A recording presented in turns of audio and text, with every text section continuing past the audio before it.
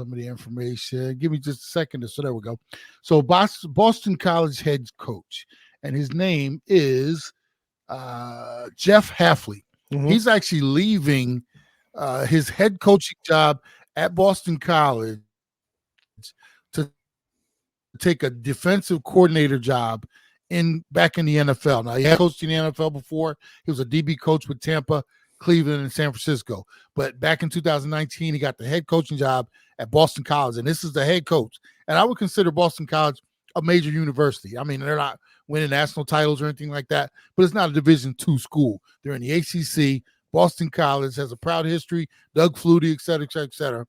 And this man out of nowhere decided, look, I'd rather go back and coach at the highest level, yes, but I'm going to take a position, a defensive coordinator position over being the head man at a university that has to deal with all these burgeoning problems of what college football has become. It's become the transfer portal. It's become NIL. It's become, all these different things and headaches, trying to recruit your own players, et cetera, et cetera, et cetera. And he said, instead of staying here, being the head guy, I'd rather go back to, pro ball, be a DC where that's all I have to worry about. And that's kind of telling. It really is. Yeah. Yeah. And so so we talked about, I think that might be, it's one of those things where it might be the tip of the iceberg in a lot of different ways, because there was speculation when Nick Saban decided to step away from Alabama that he even said it himself, hey, I don't have the same energy that I had, just a few years ago. And when I'm bringing these kids when I'm going into these kids' homes to be able to try to talk to their parents, and they're asking me, are you going to be there to nurture and help my son grow? Are you going to be there? And before he could say yes unequivocally, but now he really can't say, but he got to the point where, no, I can't really say that. And if I'm not being able to say that, then that doesn't serve the child well, and I'm not living up to my promise. But because of the NIL, because of and I think we touched on this on last week's show, is that because of the transfer portal, that makes it so difficult for these coaches. I don't care. People can say, well, you make 10 million. And I heard this when I was riding around earlier today on I think it was on Sirius XM. But just because you're making $10 million a year or $5 million or $780,000 doesn't mean that's what you necessarily signed up for, if that makes sense, because now you're worried about if I don't give this kid, if this kid only gets, whether it's college basketball or college football, whatever it is, if this kid only gets 10 snaps a game when he was expecting 15, now he's going to jump in the transfer portal to go somewhere else. Or if he's not, and it's all that ends up being a part of this thing that I think and I mentioned, I think on Saturday, it's a law of unintended consequences.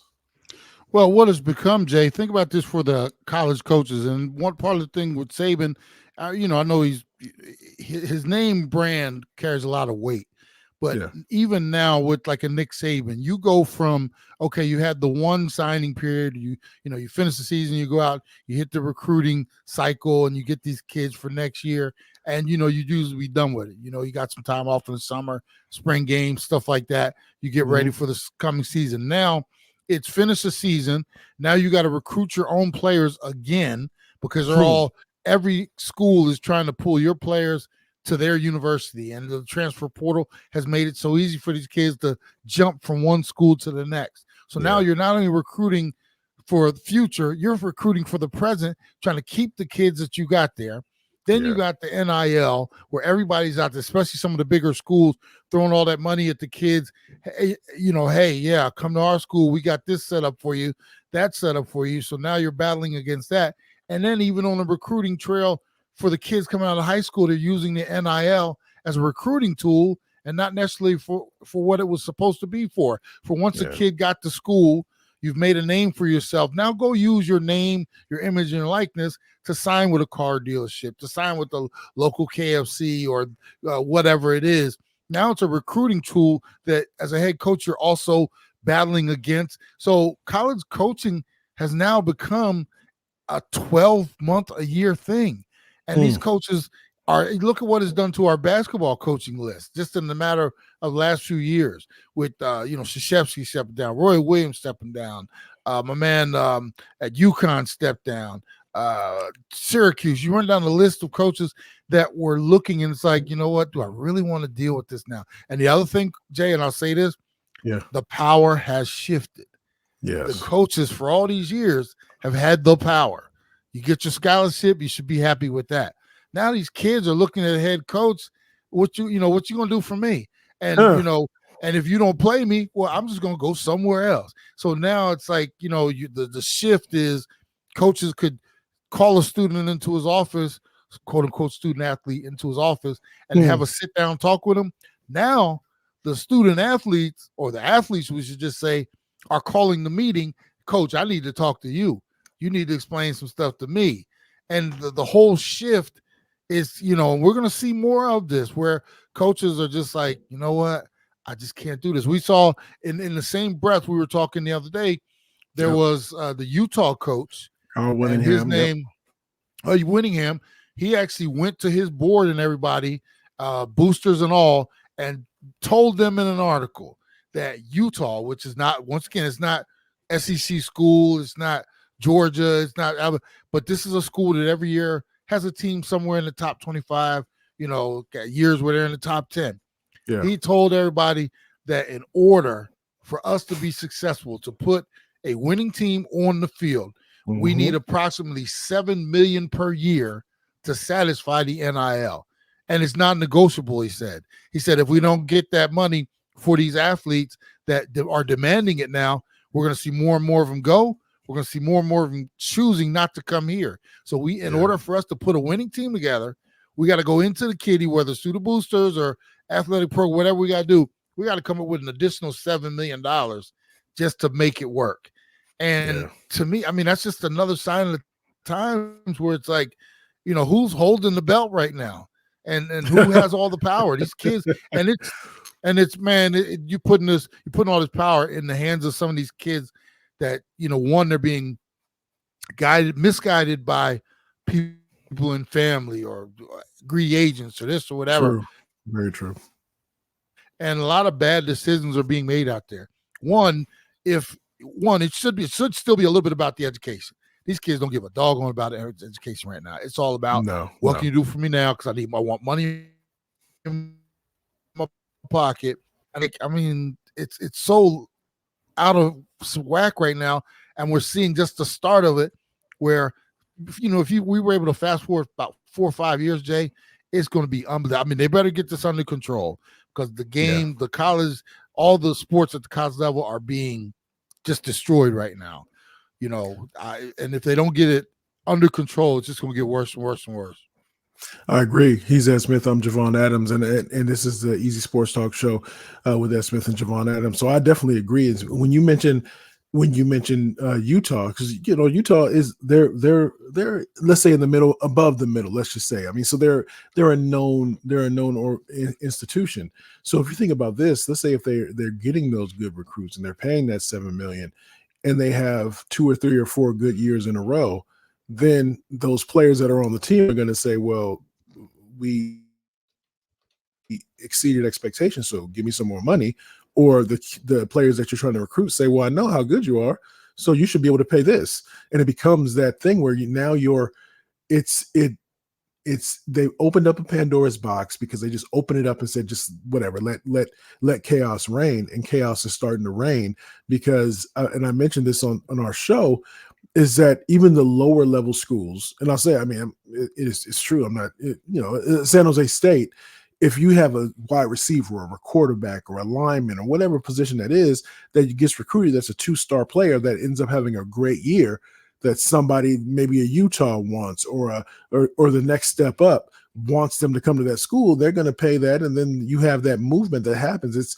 It's similar to free agency in the NFL or in the NBA when that happens, because that's one of the things that I think where college basketball, I think, is losing for sure, is because there's not that name recognition or that association with a specific organization.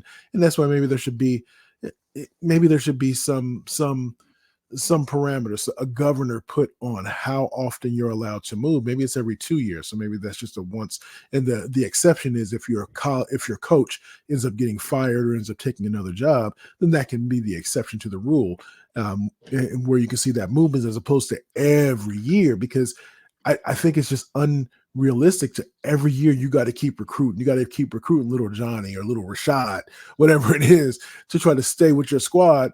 And that's just crazy. And maybe they change it to where the scholarship itself is maybe it's a 2-year guarantee as opposed to keep treating it like a 1 year, because for those who don't know, for the most part, scholarships that kids get, they are 1 year, they're for 1 year agreements. You're not guaranteed 4 years there. That's why you'll see insert running back here that was there on the squad, and then next thing you know, he's not there anymore because they just said, no, we got another better running back that's coming in, and so your services are no longer needed.